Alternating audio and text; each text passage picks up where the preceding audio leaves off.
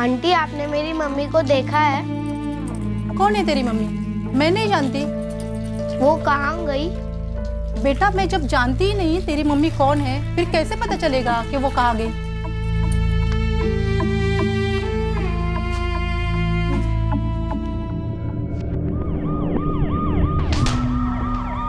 सितंबर का महीना था। पुणे शहर में हुए एक जुर्म ने सारे शहर में दहशत फैला दी।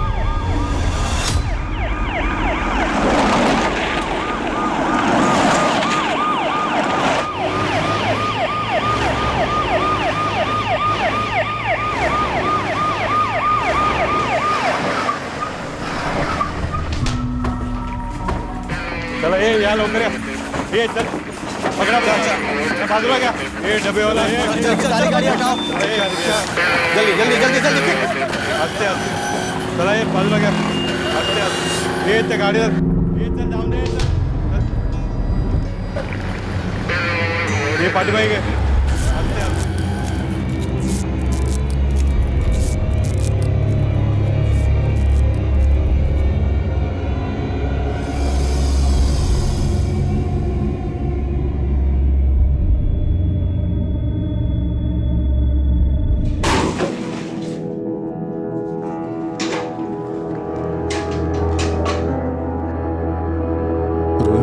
सिर्फ 16 साल की थी। कायदे से इस उम्र में उसे स्कूल में होना चाहिए था, पर उसकी शादी करा दी गई थी, वो भी उससे दुगने से भी ज्यादा उम्र के आदमी के साथ। उसे उसकी मर्जी पूछना किसी ने जरूरी नहीं समझा।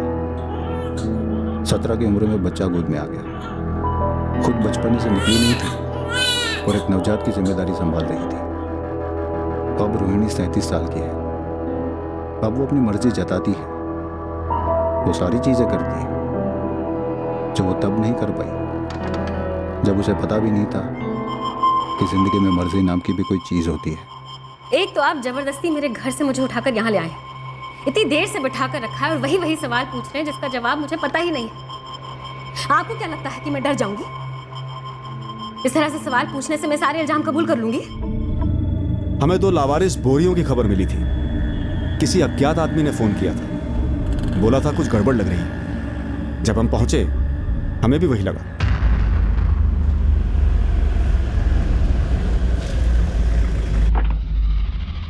बाहर से बोरियों पर हमें खून के धब्बे नहीं दिखे। हमें चिंता हुई कि कहीं ये कोई बॉम्ब तो नहीं।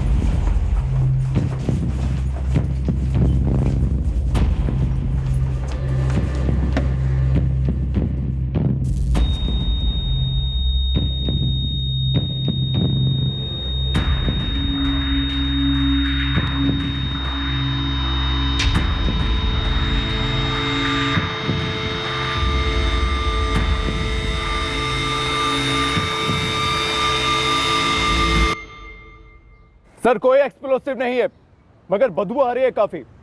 लाश हो सकती है।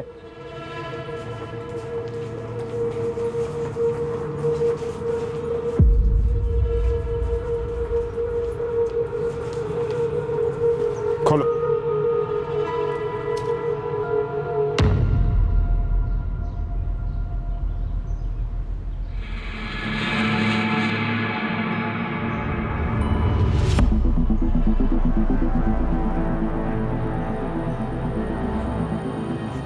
अंदर एक प्लास्टिक बैग है सर।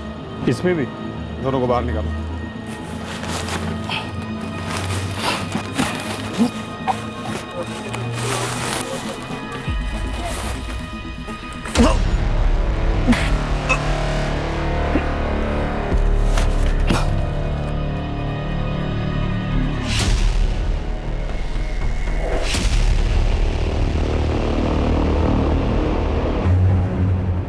पुलिस का कहना है कि इस वक्त स्पष्ट नहीं है कि कटे हुए हाथ पैर किसी एक ही महिला के हैं या एक से ज्यादा लाशें हो सकती हैं। पर एक कटा हुआ सर जो मिला है वो एक जवान औरत का है और धड़ भी उसी औरत का मालूम होता है। पुलिस का कहना है कि वो औरत शायद प्रेग्नेंट थी, पर पॉसिबिलिटी ये भी है कि सड़न की वजह से लाश काफी फूल गई हो। मेरी टीम लगी हुई है बॉडी पार्ट स्टिच करने में। रेडी होने में कम से कम 4-6 घंटे और लगेंगे। आप एक काम कीजिए, कल सुबह तक फोन कीजिए। पर क्या सारे बॉडी पार्ट्स एक ही औरत के हैं? इतना तो बता सकते हैं। देखने में ऐसा लग तो रहा है, पर एग्जैक्ट डिटेल्स मैं आपको कल सुबह ही बता पाऊंगा। आप कल सुबह तक वेट कर लीजिए प्लीज़। और वो जो पेट फूला हुआ था वो प्रेग्नेंट थी या सड़ने की वजह से लाश फूली हुई है? नहीं, सडन की वजह से बॉडी फूली है पर पेट नहीं, और वो प्रेग्नेंट लग रही है और वो भी एडवांस स्टेज में, और कुछ चूड़ियों के टुकड़े मिले उसके स्किन में घुसे हुए। मैं काम करता हूँ, मैं सारी डिटेल्स आपको कल सुबह तक देता हूँ। भेज दो, सभी पुलिस थानों में भेज दो। सडन देख के लगता है कि मर्डर 3-4 दिन पहले हुआ। ये 3-4 दिन पहले की मिसिंग कंप्लेंट्स निकलवाओ, कल सुबह तक और भी डिटेल्स मिल जाएंगी। सभी पुलिस थानों में बोल दो कि कल सुबह तक और डिटेल्स दे दी जाएंगी। कम से कम प्रिलिमिनरी काम तो शुरू हो। हमें कॉल करके इन्फॉर्म किसने किया था? कॉल करने वाला एक ऑटो ड्राइवर जो ट्रेस हो गया, और कल ये चेक कर रहा है कि आसपास के एरिया में कहाँ CCTV है। अगर आपको पता चला है कि मैंने आपको फ़ोन करके बताया है तो इसलिए पता चला है कि मैंने ही अपने फ़ोन से कॉल किया था और फ़ोन बंद भी नहीं किया। चंदन किसी को बोरियां रखते हुए कि देखा था? अगर देखा होता तो मैडम कल फ़ोन करता ना। और मैं हर रात यहीं पे अपना रिक्शा खड़ा करता है, अंदर ही सोता है। सुबह चाय पीने के लिए बाहर गया तो बोरियां देखी तो डाउट गया।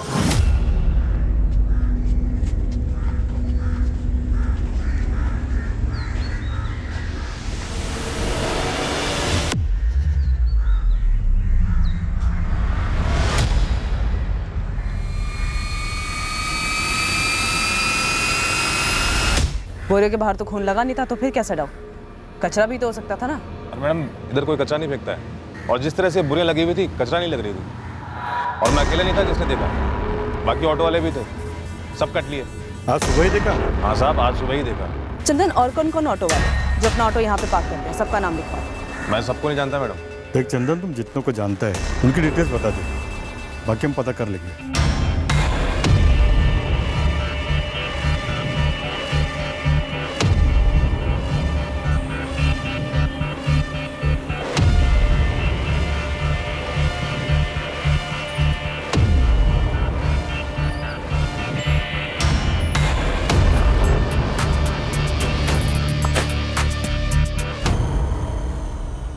RM सीमेंट के एंगल को अगर कंसिडर करते हैं तो सारे डिस्ट्रीब्यूटर, रिटेलर और सेल्स वाले सबको टटोलना होगा। बोरियों पर कोई बैच नंबर नहीं है गीता, ना ही अंदर सीमेंट के ट्रेसेस हैं। इन बोरियों को काफ़ी टाइम से खाली करके रखा हो। कंस्ट्रक्शन साइट का वर्कर हो सकता है जिसने इन दोनों बोरियों को स्पेशली इसी काम के लिए रखा होगा, या फिर कातिल ने कहीं से खरीदी होगी। खाली बोरियां तो ज़्यादातर रद्दी वाले रखते हैं, या फिर कुछ दुकानें ऐसी होती हैं जो बोरियां बेचती हैं। सर एक काम करते हैं, जहां लाश मिली थी हमें उस एरिया के आसपास जितने भी कंस्ट्रक्शन साइट हैं और रद्दी वाले, इन दोनों से स्टार्ट करते हैं। बॉडी के 8 पीसेस थे, सारे एक ही औरत के। औरत प्रेग्नेंट थी और 8वां महीना पूरा हुआ था, मेल चाइल्ड था। पूरे बदन पर कई घाव है, शायद गला घोटा गया होगा, क्योंकि और कोई कॉज ऑफ डेथ नजर नहीं आया। और बॉडी को इतने क्लीन तरीके से काटा गया है कि कुछ भी कहना मुश्किल है। 31 और 38 के बीच की रही हो। टाइम ऑफ डेथ आपको मिलने के कम से कम 48 घंटे पहले मारी गई। आज 7 सितंबर है तो आप 4 सितंबर पकड़ लो। 4 को मारी गई, 6 को लाश मिली, यानी 5 को लाश कहीं रखी गई होगी और फिर काट का ठिकाने लगा था। पॉसिबिलिटी है, लेकिन एग्जैक्ट डिटेल्स तो आपको कौन ही बता पाएगा जब आपके हाथ आए। आप पैर के बिछिया के बारे में बात कर रहे थे, और चूड़ियाँ? हाँ, वो निकाली है, और मेरी एक टीम मेंबर ने कहा कि वो नॉर्थ इंडियन स्टाइल है। सर, इसमें जो स्टोन लगा हुआ है ना, ये ज्यादातर हमारे नॉर्थ साइड की औरतें ही पहनती हैं। नॉर्थ साइड किसी खास जगह से? यूपी, बिहार, पंजाब? किसी खास जगह के बारे में तो हमें नहीं पता, लेकिन हाँ, हमारे पश्चिम यूपी की औरतें तो यही पहनती हैं। एक और बात, बॉडी के टुकड़े सिंगल अटेम्प्ट में अलग किए हुए। सिंगल अटेम्प्ट मतलब कुल्हाड़ी जैसी किसी चीज़ से वार किया हो? नहीं, ये आर पार की कटिंग। जैसे हाथ को अगर आप देखेंगे इतनी क्लीनली काटा हुआ है, लगता है किसी मशीन का इस्तेमाल किया। मशीन? हर कट को देख के लगता है कि वो इतना स्ट्रेट है, कहीं कोई आड़ा टेढ़ा है।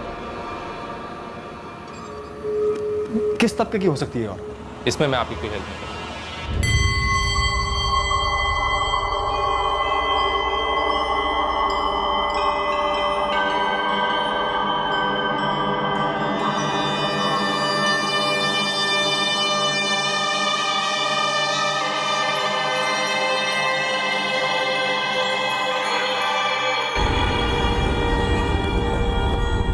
ये हड्डी के आर पार काटने वाला इलेक्ट्रिक सॉ मशीन हो सकता है, वो लकड़ा काटने वाला टिम्बर मार्ट्स में जो यूज होता है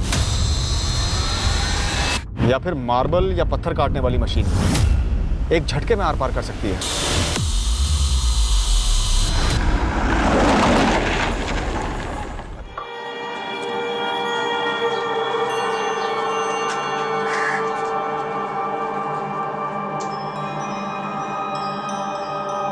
नॉर्थ इंडिया के पुलिस स्टेशंस में केस डिटेल्स भेजें। ये पिछिया की आइडेंटिफिकेशन करवाएं। चांस लेते हैं सर। वैसे भी हमारे हाथ में फिलहाल कुछ है नहीं, लेकिन सबसे पहले साइबर सेल की मदद लेनी हो। पहले चेहरा तो बने, अगर पॉसिबल हो तो फेस के बाद पूरी बॉडी का स्केच बना, उन्हीं कपड़ों में। आइडेंटिफिकेशन में हेल्प होगी। Okay sir.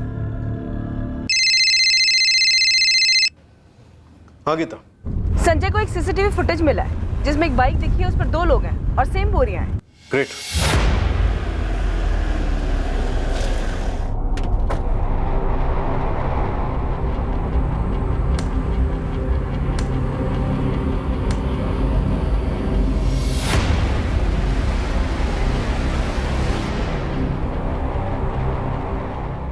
जहां बोरियां मिली उससे थोड़ी दूर की दुकान पर थी ये सीसीटीवी।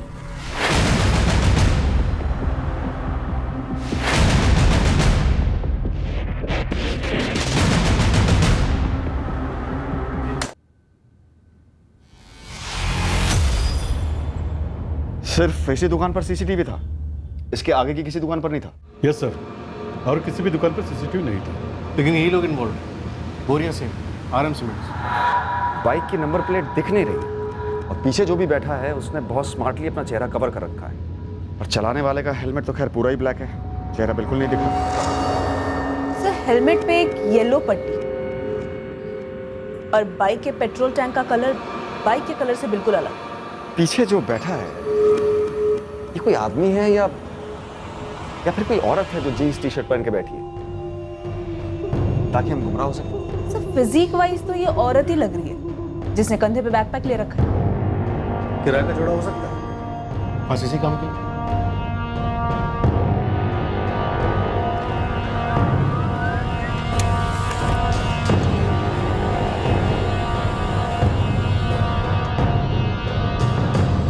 एनालाइज करने पर भी कुछ खास नजर नहीं आ रहा। फिर भी हिला देते हैं, शायद कोई पहचान जाए। बाइक, हेलमेट, कुछ भी। बाइक पुरानी दिखती है लेकिन पेट्रोल टैंक अलग रंग का। नवीन, लोअर मिडिल क्लास एरियाज पर ज़्यादा फोकस करो। बाइक मैकेनिक्स और ऑटो स्पेयर पार्ट्स वालों को भी टटोलो। हो सकता है किसी ने हाल ही में पेट्रोल टैंक बदलवाया हो। हमने पूरे शहर में इन 2 बाइक सवार लोगों को खोजा। हमारे सामने जो भी ऑप्शंस थे हम उस पर काम करते रहे। संगीन जुर्म था और इसकी तह तक जाना ज़रूरी था। हमारा नेटवर्क भी काम पर लगा था, ये पता करने कि शायद किसी ने इन दोनों को पहचान लिया हो। मीडिया के थ्रू हमने इस केस को काफ़ी पब्लिसिटी दी। हमें लगा था इससे शायद कोई औरत को पहचाना। औरत 8 महीने पेट से थी, 1 महीने में डिलीवरी होती। इस एडवांस स्टेज में किसी ना किसी गायनेकोलॉजिस्ट के पास तो गई होगी, कोई मैटरनिटी होम जहां डिलीवरी होने वाली थी। एब्सोल्युटली सर, किसी ना किसी हॉस्पिटल में अपॉइंटमेंट तो जरूर लिया होगा डिलीवरी के लिए। डॉक्टर ने डेट्स दी होंगी चेकअप के लिए, ड्यू डेट दी होगी, लेकिन ये अब कभी नहीं पहुंच पाएगी। आई थिंक हमें सारे ऑब्स्टेट्रिशियन, गायनेक और मैटरनिटी होम को टारगेट करना चाहिए। Hello, Somlal maternity hospital. Hello, Vibho nursing home. Hello, Ragini maternity hospital.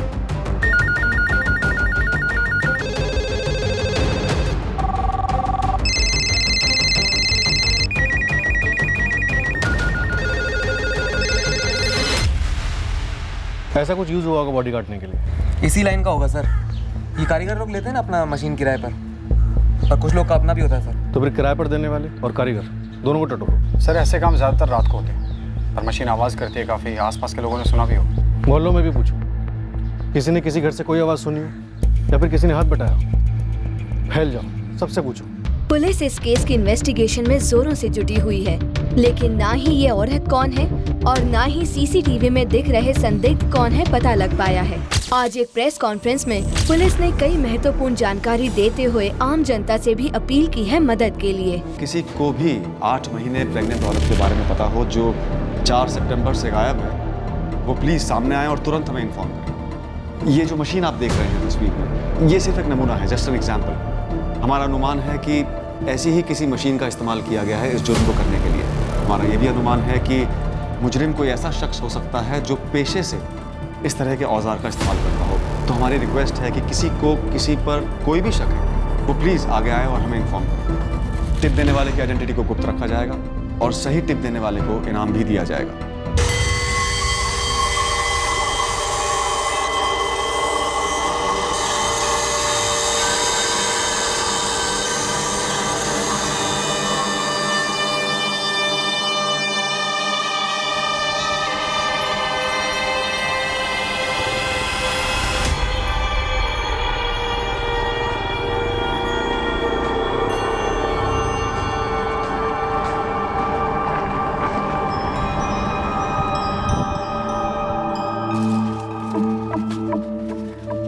Uncle इस नंबर पर कॉल लगाइए ना। कॉल लगा तो 2 रुपया लगेगा।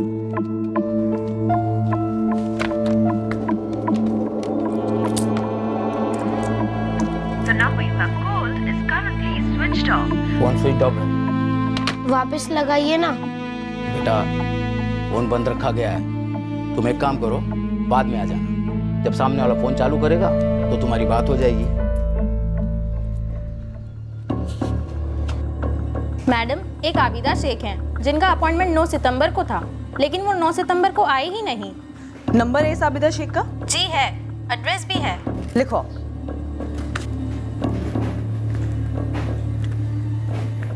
Thank you.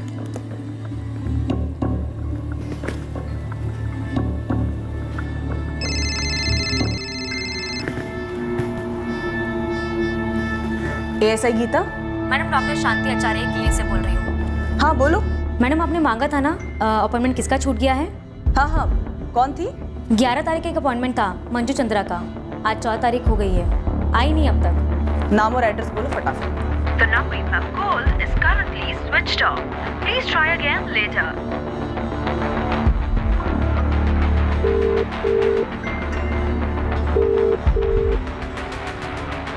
जयकर, गाड़ी निकालो।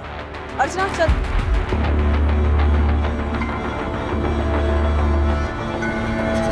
साहब कुछ मिला है। क्या मिला है गुरु? एक रद्दी की दुकान मिली है सर। आरएम सीमेंट की बोरियां यहीं से खरीदी गई थी। दुकान का एड्रेस मैसेज कर दो गुरु, मैं वहाँ पहुँच रहा हूँ।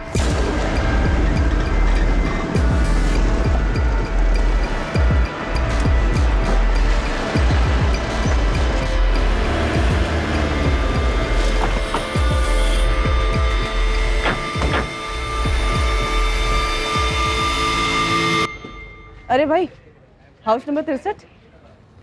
हाउस नंबर 63 मैम, यहाँ से 2 गली बाद मिलेगा आपको। आबिदा शेख का घर है वो? ये नहीं बता सकता। ठीक है।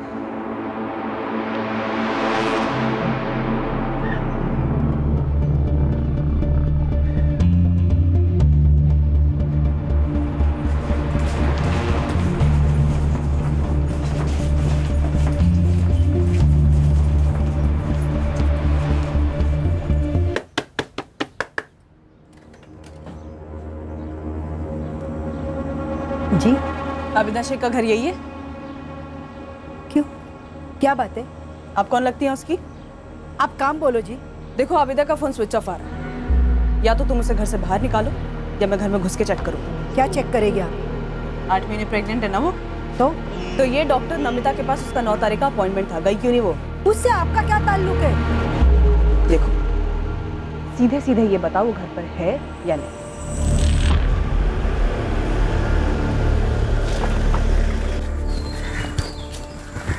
सरफराज नाम है। ये बोरियां किसने खरीदी थी सरफराज? मालिक, ये गुरु भाई ने जब पूछा तो ईमानदारी से मैंने बता दिया था। 5 तारीख को दोपहर के टाइम एक आदमी आया था, कौन था क्या था इसके बारे में मेरे को कुछ नहीं मालूम था। तो कैसे याद रह गया था? उसने 2 बोरियां मांगी थी, उस टाइम मेरे पास एक ही बोरी थी और दूसरी एक बोरी में मेरा ही कुछ छुटपुट सामान पड़ा हुआ था, लेकिन वो जिद करने लगा 2 बोरी चाहिए।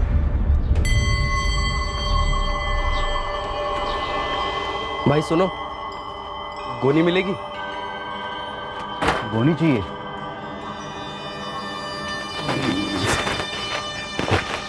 चलो भाई, 25 का एक। भाई हमें 2 चाहिए। भाई 2 तो नहीं है, एक ही से काम चला दो। तो वो वाली खाली करके दो हमें। कौन सी? वो वाली। अरे ये बेचने के लिए नहीं है भाई, इसमें सामान बड़ा है हमारा, ये नहीं मिलेगी भाई। ये रखना है तो एक रखो, वरना माफ़ करना। हम दोनों का मिलाकर 200 देने के लिए तैयार है। 200?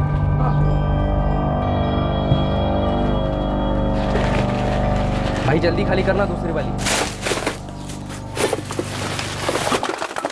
पता नहीं उसको ऐसी क्या जल्दी थी। 200 रुपये 2 बोरी के आज तक मुझे किसी ने नहीं दी। पहले कभी देखा है उसे यहाँ पे, इसी मोहल्ले का? नाना साहब, उसको तो पहली बार ही देखा है, और इस मोहल्ले का तो गारंटी से नहीं था। ये देख, ये तो पहले भी देख चुका हूँ साहब, ये अखबार में भी छपी थी और गुरु भाई ने भी एक बार दिखाया। वैसे देखा जाए तो ये हो सकता है, लेकिन मैं पक्का नहीं बोल सकता था। साले 50 का माल रोज रोज कोई 200 में बेचता है क्या?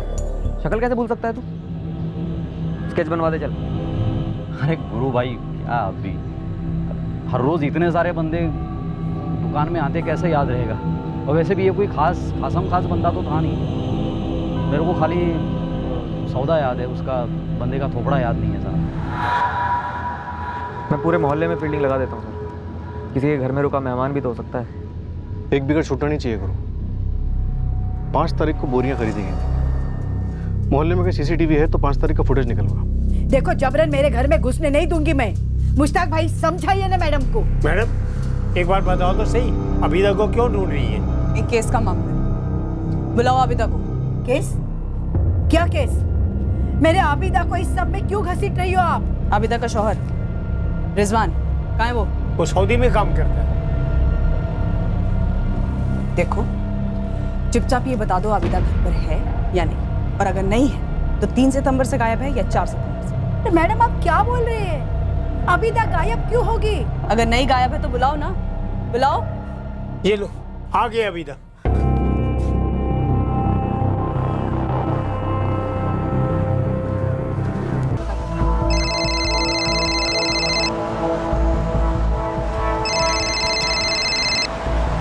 हेलो जी, ये किसका नंबर है? इस नंबर से फ़ोन आया था। मैं पुलिस। तुम मंजू चंद्रा बोल रही हो? हाँ, हम मंजू चंद्रा हैं। क्यों किया मैडम आपने फ़ोन? तुम्हारा डॉक्टर शांति आचार्य के साथ अपॉइंटमेंट था, गई क्यों नहीं तुम मिलने? हाँ, वो हम गए नहीं क्योंकि हमारी ननद दूसरे डॉक्टर को दिखाने के लिए बोली। ठीक है, गाड़ी थाने ले। सर गुरु अपने लड़कों के साथ खोजबीन कर रहा है, लेकिन अभी तक कुछ भी हाथ नहीं लगा। मिसिंग कंप्लेंट भी कोई मैच नहीं हुई। नहीं सर, 3 मिसिंग कंप्लेंट दर्ज हुई थी 3 सितंबर को, लेकिन उनमें से कोई प्रेग्नेंट नहीं थी। वो तो हो सकता है जानबूझकर न लिखवाया। सर तीनों केस की बैकग्राउंड चेकिंग की, सच में कोई प्रेग्नेंट नहीं थी और ना ही कोई गड़बड़ मालूम हुई। यूपी साइड से कोई खबर? कुछ भी ठोस नहीं सर। वहाँ की पुलिस को जो कुछ भी डिटेल्स मिल रही हैं वो मैं फॉरवर्ड कर रहा हूँ। एक बार सारे एंगल्स फिर से देखते हैं, हो सकता है कुछ हाथ लग जाए जो पहले छूट गया हो। फिर से स्टडी करते हैं। लावारिस डेड बॉडी और उससे जुड़े सुरागों को हम बारीकी से दोबारा छांटने लगे थे, जब अचानक से एक ऐसी लीड मिली जो हमारी तहकीकात के दायरे के बाहर से आई। हमें पहला ऐसा सुराग मिला जो हमें हमारे संदिग्ध तक ले जाने वाला था।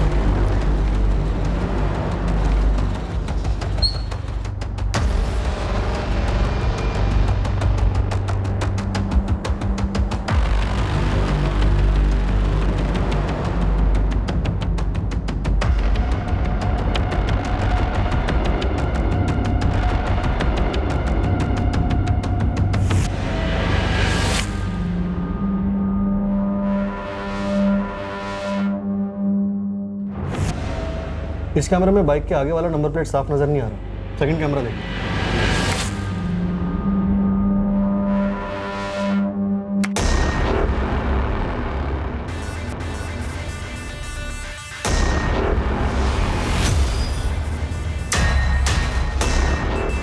हमें हमारा सस्पेक्ट मिल गया नवीन, उठा लाओ इसे।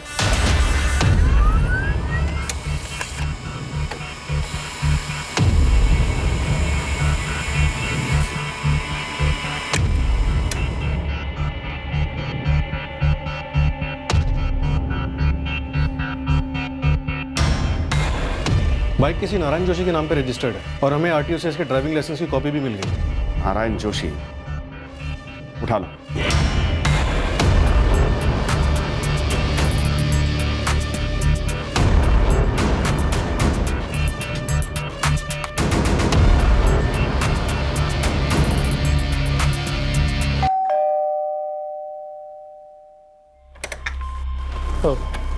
जी,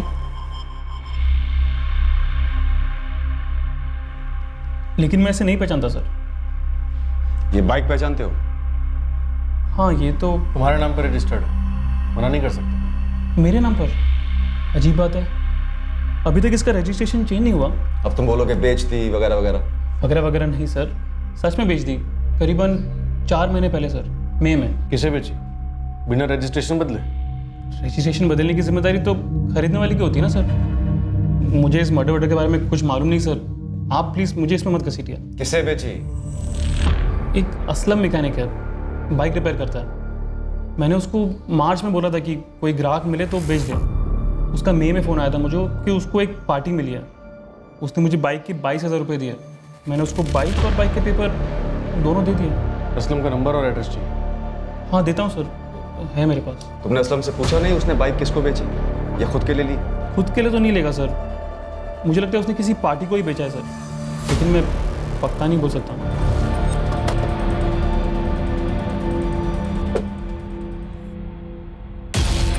असलम हाशमी कौन है? सलाम साहब, मैं ही हूँ। बताइए ना, कुछ बाइक वाइक दिखाऊँ आपको? फिलहाल तो ये बाइक दिखा, नारायण जोशी की बाइक।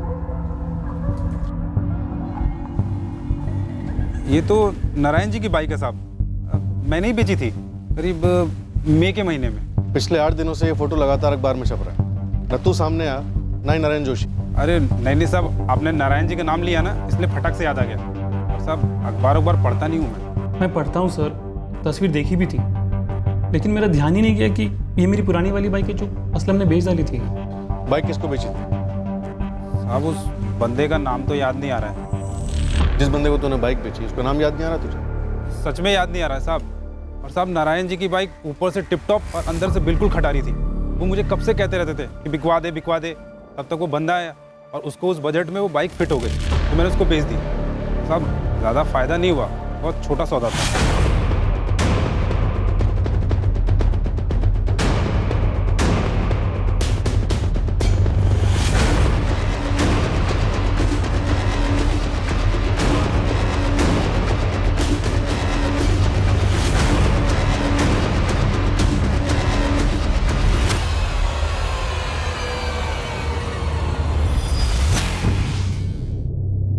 साहब मैंने उसको 2-4 बार कॉल करके बोला कि भाई आके अपना कागज़ ले जा, पर साहब वो आया ही नहीं। फिर मैंने भी छोड़ दिया और तब से ही कागज़ मेरे पास ही पड़ा हुआ है। और 4 महीने बाद उसी बाइक पे 8 महीने प्रेग्नेंट औरत की बॉडी ट्रांसपोर्ट हुई। अरे मैडम मुझे कैसे पता होगा कि वो बाइक कोई कांड करने के लिए खरीदी गई थी? असलम हाशमी बोल दे कौन थी वो मारी गई औरत, और ये औरत कौन है जो तेरे साथ बाइक पे बैठी है पीछे? किसने सुपारी दी तुम लोगों को? अरे साहब किसी ने सुपारी उपारी नहीं दी, मैं बस ईमानदारी से अपना गराज चलाता हूँ साहब। तेरे घर से तो कुछ नहीं मिला असलम, चल बोल वो कटर कहाँ से लिया तूने? अरे साहब मैं किसी कटर वटर के बारे में नहीं जानता साहब। और साहब वो बाइक मैंने उस बंदे को बेची थी। हाँ तो नाम बोलना उसका। साहब नाम ही तो नहीं याद आ रहा है। तूने उसे 2-4 बार कॉल किया है, नंबर दे उसका, एड्रेस बता। मैडम वो एड्रेस मैं किसी से मांगता नहीं और उसका नंबर सेव नहीं किया था साहब, और उस बात को भी 3-4 महीने हो गए हैं। देख असलम, बहुत गोली दे दी तूने, सुपारी के 20,000 तूने बाइक पे खर्च किए और इसलिए तूने रजिस्ट्रेशन भी चेंज नहीं कराया। ये सच नहीं है साहब, वो बंदा खुद सामने से आया था मुझसे पूछताछ करने के लिए।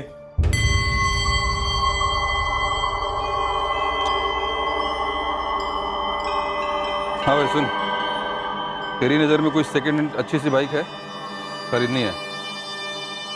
अभी फिलहाल तो नहीं है। एक काम करो, अपना नंबर दे दो, कुछ होता है तो बोलता हूँ। एक काम कर, तू अपना नंबर दे दे, मैं मिस कॉल मारता हूँ। हाँ ले लो। तू उसे नहीं जानता, वो तुझे नहीं जानता, फिर तेरा ही गैराज मिला तो उसे बाइक लेने के लिए? अरे साहब मैं मैकेनिक हूँ और सिर्फ बाइक का। और साहब इससे पहले मैंने कितने सेकेंड हैंड बाइक बेचे हैं, अब किसी ने बताया होगा मेरे बारे में। असलम तुझे उसका नाम नहीं आता, बात कुछ जम नहीं रही है। उसने तुझे अपना नंबर दिया लेकिन तूने सेव नहीं किया, तो तूने उससे कांटेक्ट कैसे किया नारायण की बाइक को बताने के लिए? तू टाइम वेस्ट कर रहा है असलम। बता दे कौन है ये और कौन कौन शामिल है इस मर्डर में?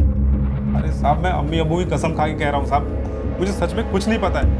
उस बंदे को मैंने 25,000 में बाइक बेची और सिर्फ 3,000 उसमें से लिए। साहब आप मोबी नगर में जाके किसी से ही पूछ सकते हो मेरे बारे में, कोई मेरे बारे में गलत नहीं बोलेगा साहब। साहब बेवजह मुझे इस मामले में मत घसीटो। हम नहीं घसीट रहे, ये बाइक तुझ तक पहुंची है। इस केस में बहुत गर्मी है असलम, और तू बता नहीं रहा है कि तूने बाइक किसको बेची। सर तो सारा से किसी पर ही आया ना, ऐसे कोई बाइक बेची नहीं, ऐसे कोई पेपर चेंज नहीं हुए, ऐसा कोई कस्टमर था ही नहीं। अरे था साहब, बिल्कुल था साहब। मुझे यही सब लफड़े वाले काम करने होते तभी कहाँ से कहाँ पहुँच गया होता साहब। साहब मेरे हाथ देखो साहब, ईमानदारी वाले हाथ है साहब। नारायण जोशी की बैकग्राउंड चेकिंग हुई। हमें भरोसा हो गया था कि उसने वाकई में बाइक असलम को बेची थी। उसका इस मर्डर केस से कनेक्शन होना लगभग ना के बराबर था। मैकेनिक असलम हाशमी की बैकग्राउंड चेकिंग से भी कुछ शक करने जैसा नहीं मिला। उसके भी इस केस से ताल्लुक होने के आसार नहीं दिखे जिसमें एक प्रेग्नेंट औरत का मर्डर हुआ था। असलम हाशमी नाम है, नंबर है 444987646। इस नंबर पर मई मंथ में हमारे सस्पेक्ट के कॉल आए भी हैं और गए भी हैं, तो इस नंबर की टॉप प्रायोरिटी पे कॉल रिकॉर्ड निकालिए प्लीज। हमें उम्मीद थी कि अगर असलम सच बोल रहा था तो उसके कॉल रिकॉर्ड्स में उस खरीदार का नंबर दिखेगा जिसको असलम ने नारायण की बाइक बेची थी, जिसका कटी हुई डेड बॉडी डंप करने में इस्तेमाल हुआ था। काफ़ी कोशिशों के बाद भी असलम सस्पेक्ट का हुलिया याद नहीं कर पाया, ना ही उसके बारे में कोई और जानकारी दे पाया। हम इस केस में कुछ आगे बढ़े तो थे, पर ऐसा लग रहा था कि हम कहीं जाकर अटक गए हैं। कुछ भी याद नहीं आ रहा।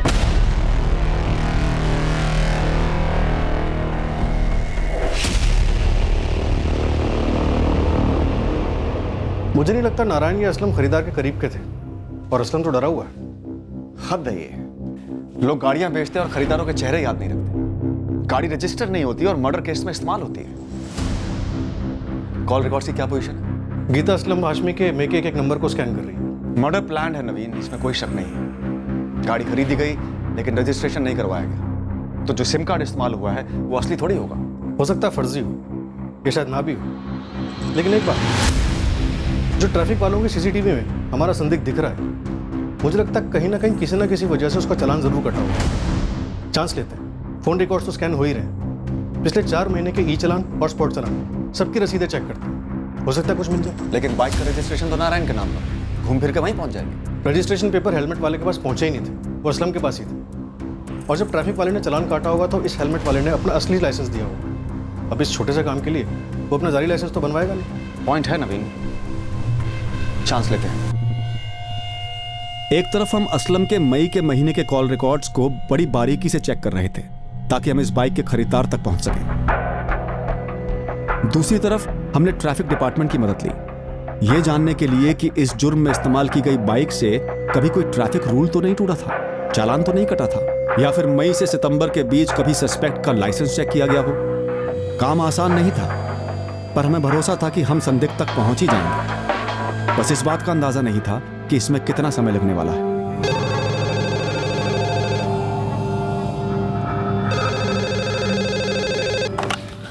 सब इंस्पेक्टर नवीन शास्त्री। सर बिना हेलमेट बाइक चलाने के चार्ज पर चालान काटा था इसमें, जिसे आप ढूंढ रहे हैं। सर चालान की कॉपी मिल गई है। कौन है ये प्रसाद? 4 जून और 11 जुलाई 2 बार इसका चालान कटा था। सर दोनों ही बार इसके पास सेम लाइसेंस था। सर बाइक का नंबर है MHX1HR54Y3। लाइसेंस नंबर, नाम, पता?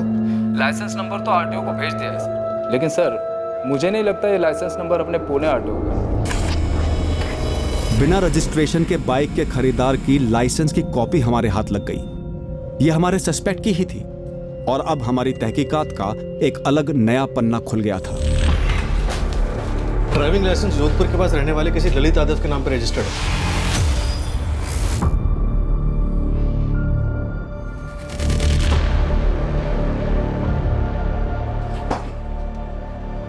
ललित यादव। अब हमारे पास एक नाम है नवीन, और सस्पेक्ट का चेहरा भी, और जोधपुर के पास का एक एड्रेस भी। जोधपुर वैसे यूपी साइड तो नहीं है जहां से विक्टिम हो सकती है, लेकिन जोधपुर राजस्थान यहां से तो नॉर्थ में ही है। नवीन, जोधपुर जाओ और उठा लो इसे। अगले दिन हमारी टीम जोधपुर के लिए निकली। जोधपुर में हम हमारे संदिग्ध ललित यादव को पकड़कर उसी से मारी गई औरत की पहचान कराना चाहते थे। तुमको क्या लगा हमको कुछ पता नहीं चलेगा? क्यों? दरअसल हम तुम्हें बताने ही वाले थे कि जो भी कुछ हुआ वो जो कुछ भी हुआ जुर्म है, तुम जानते हो, जुर्म है।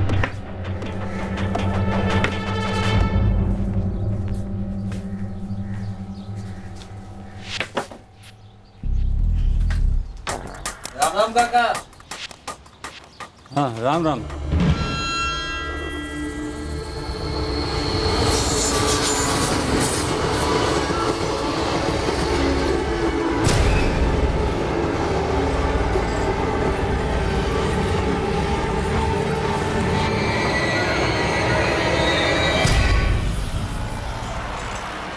एक प्रेग्नेंट औरत का कत्ल करके उसे रास्ते से हटाया गया था। एक साजिश रची गई थी जिसका भेद हमें खोलना था, लेकिन ये एक टफ केस था। हम एक कदम आगे बढ़ते तो 2 कदम पीछे भी जाते। हम अचरज में पड़ गए थे। क्या इस केस में वाकई इतनी बड़ी साजिश रची गई थी, या फिर केस उलझकर अपने आप में एक साजिश लगने लगा था? हम जोधपुर पहुंचे अपने प्राइम सस्पेक्ट ललित यादव का पता लगाने।